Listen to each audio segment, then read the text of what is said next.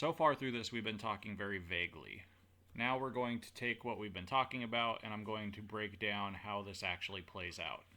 There's going to be a lot of math happening in the next section, so if math isn't your thing, I'll try to describe it as best I can using words. As an example, let's say two bettors both hit 30% of their picks. One of the two bettors ends up broke, and the other one ends up with a big profit. The difference isn't luck, it's how they approach the price. Today I'll show you the exact way I price bets so you can stop guessing and start acting like a trader instead of a gambler.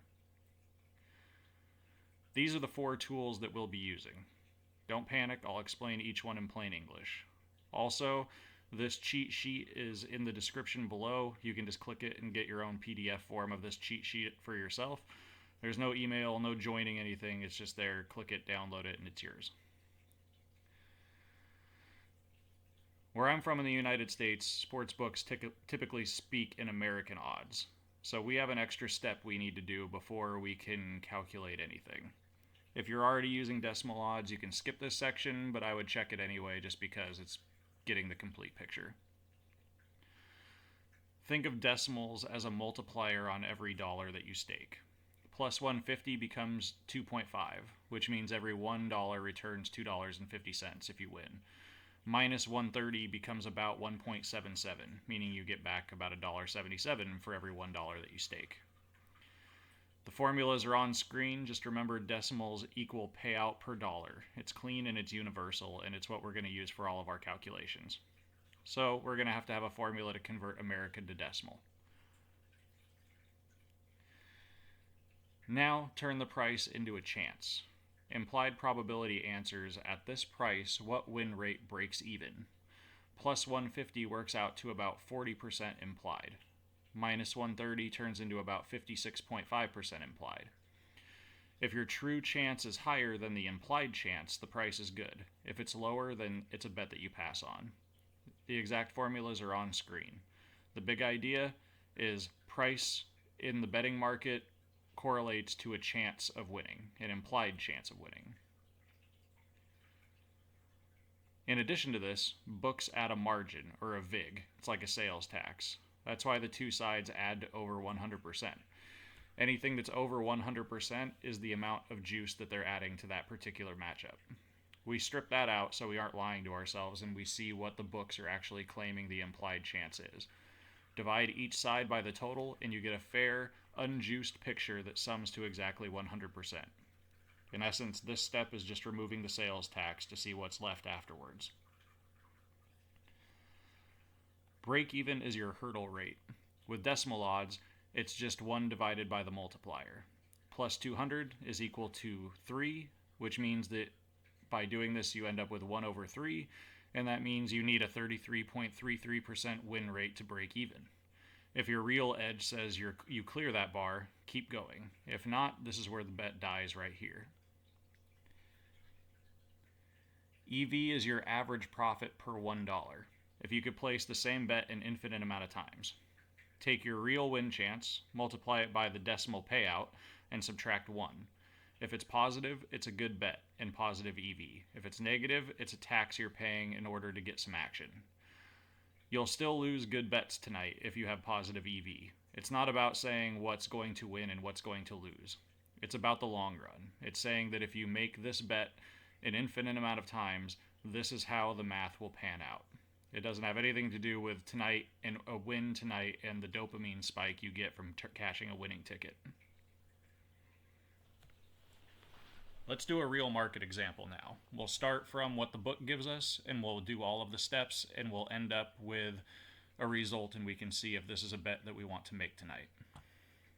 Team A has plus 210 odds and Team B has minus 235. Using the implied formula first, Team A at plus 210 is about 32.26% implied chance of winning. Team B at minus 235 is about 70.15% implied chance to win. After adding them together, we get 102.41%.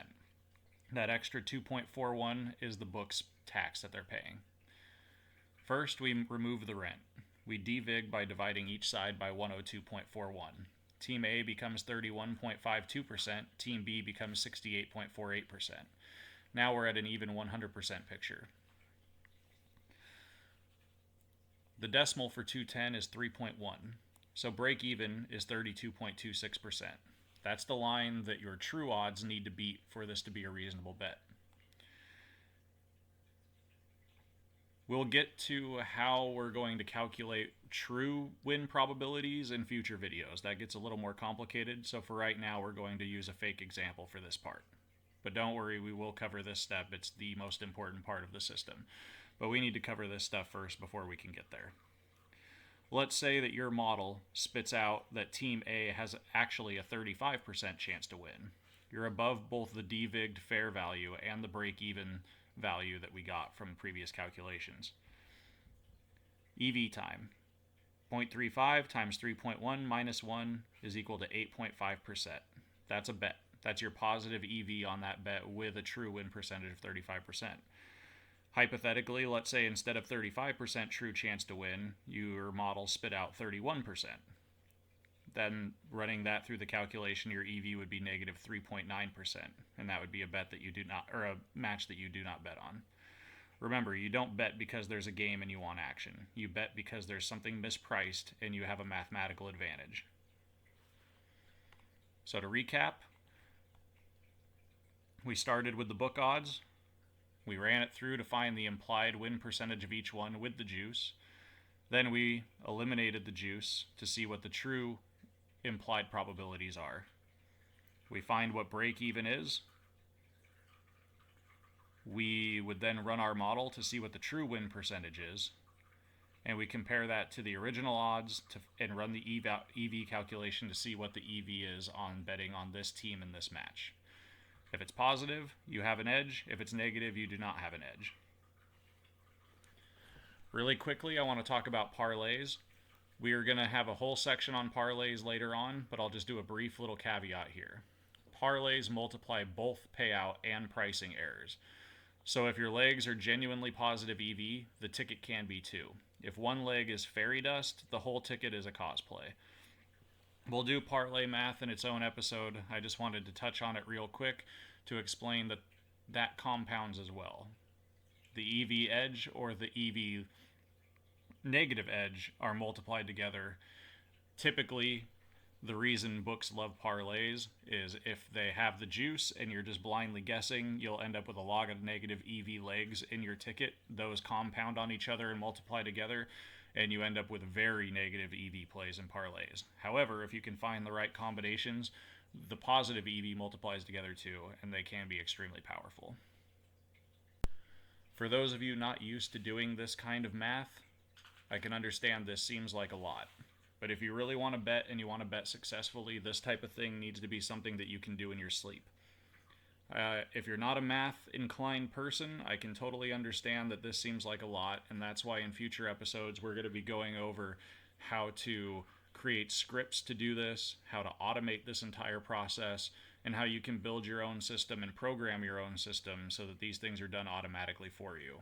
We'll talk about scrapers so that you can scrape previous matches for teams, you can run them through code, you can make your own app and scripts. There's a lot of ways that you can automate this process. That being said, if you're not doing any of this stuff and you're just looking at numbers and trying to pick the winning team, this is where actual sports betting happens, is in this mathematics.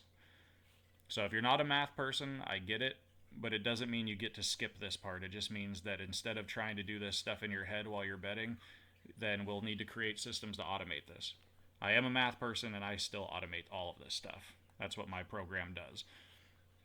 But we will cover all that stuff in future episodes. I just wanted to lay the groundwork now. Next, we'll be talking about common mistakes, the main reasons that people lose in sports betting, and in future episodes, we'll start putting together how you can put all of this together, automate this process, and make your own betting system that spits out these EVs in a matter of seconds.